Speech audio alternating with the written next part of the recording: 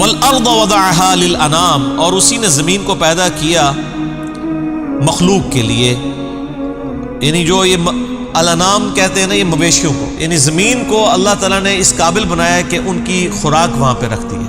اور یہ ظاہر ہے کہ یہ مویشی کس لیے اللہ نے پیدا کیے؟ انسانوں کے لیے. کائنات کی ہر چیز اللہ نے انسان کے لیے پیدا کی ہے اور انسان کو اپنے لیے پیدا کیا. آپ دیکھ لیں جو چیزیں جس کام کے لیے پیدا ہوئی ہیں نا، وہ کام کر رہی ہیں. آج تک کبھی ایسا نہیں ہوا کہ آگ نے جلانے سے انکار کر دیا ہو، کہ آپ کبھی ماچس جلا رہے ہو اور آگ کے جی آج میرا موڈ ہی نہیں جلنے کا. یہ ایسے محکم قوانین ہیں، وہ چینج نہیں ہوتے. یا آپ پانی پئیں اور پانی کے کہ جی آج تو تم مجھے پی لو لیکن میں تمہاری پیاس نہیں بجھاؤں گا. پانی کی کیا اوقات ہے پیاس بجھائے گا؟ تو یہ جتنے فزیکل فینومین آف نیچر ہیں، ہاں کبھی نبیوں کے لیے معجزات کے طور پہ اللہ تعالیٰ توڑ دے وہ الگ بات ہے، ادروائز دنیا کا قانون نہیں چل سکتا. اگر یعنی سمندر کا پانی ہڑتال کر دے ایک ہفتے کے لیے کہ میں کوئی بحری جہاز نہیں اپنے اوپر چلنے دوں گا، یا ہوائیں انکار کر دیں کہ کوئی ہوائی جہاز نہیں اڑ سکتا، نہیں، وہ اپنے فزیکل فینومینا کے پابند ہیں جو اللہ تعالیٰ نے ان کو بنا دیا ہے. یہ سب کچھ اللہ تعالیٰ نے کیا ہے انسان کے لیے، اور انسان کو کہا کہ تجھے میں نے اپنے لیے بنایا. وما خلقت الجن والانس الا لیعبدون. جنوں اور انسانوں کو نہیں پیدا کیا مگر فقط اس لیے کہ وہ میری عبادت کریں.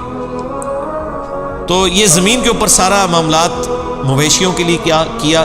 فیہا فاکہۃ والنخل ذات الاکمام، اور اس میں کئی ایک پھل ہیں اور کھجوریں ہیں غلافوں میں لپٹی ہوئی.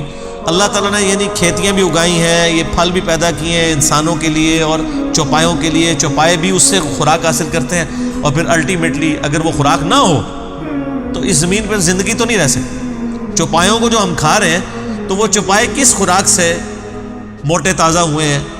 زمین کی خوراک سے. اور غلافوں میں لپٹی ہوئی کھجوریں. سر کھجور تو ایک اللہ تعالیٰ کی، یعنی پاکستانی کھجوروں کی بات نہیں کر رہا، جس کو کھا کے کھجور سے کبھی شغف ہی نہیں انسان کا پیدا ہوتا. آپ عرب ملکوں کی ذرا کھجوریں دیکھیں، واقعی کھجور جیسا کوئی فروٹ نہیں ہے. کوئی دنیا کا فروٹ کھجور کا مقابلہ نہیں کرتا، نہ صحت کے اعتبار سے، نہ ٹیسٹ کے اعتبار سے، نہ جو اس کے اندر کیلوریز موجود ہیں اس کے اعتبار سے. یہ اللہ تعالیٰ کی قدرت کا شاہکار ہے کھجور. اور ظاہر ہے کہ چونکہ اولین مخاطب جو ہیں وہ عرب کے لوگ تھے تو ان کو عرب کی چیزوں کی مثال دینی تھی اللہ تعالیٰ نے.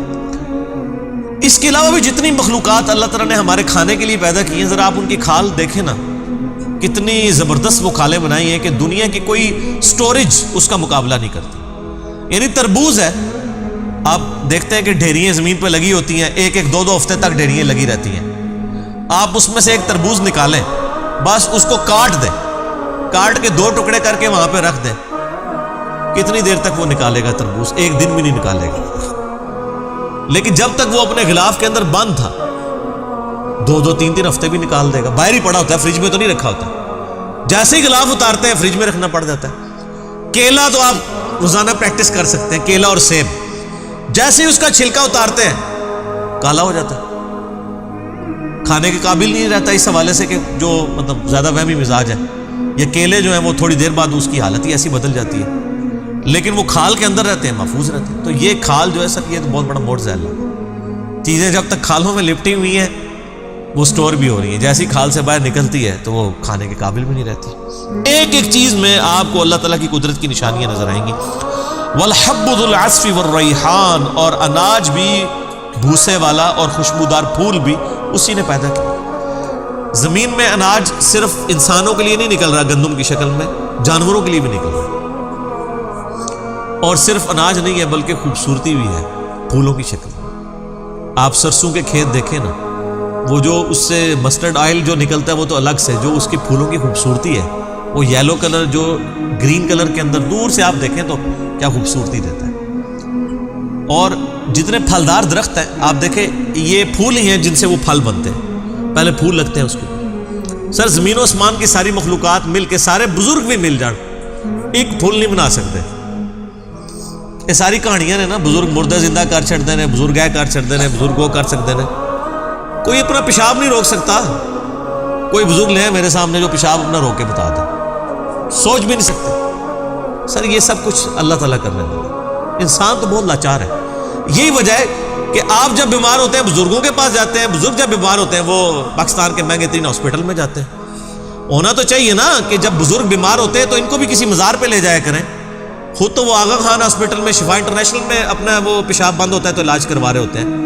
اس وقت تو ان کو وسوسہ بھی نہیں آتا کہ ان کو اٹھا کے بھی کسی مزار شریف پہ لے جاتے ہیں، ان کا پیشاب جو رکا ہوا. میں نام نہیں لیتا، ہمارے کتنے بڑے بڑے جو بزرگی کا دعویٰ کرنے والے لوگ ہیں، ان کے کہاں پہ بائی پاس اور آپریشن ہو رہے ہوتے ہیں. تو ہاسپٹل میں کیوں لے کے جاتے ہیں؟ آپ کو استانوں پہ بلاتے ہیں، خود بیمار ہوتے ہیں تو ہاسپٹلس میں جاتے ہیں. کہانیاں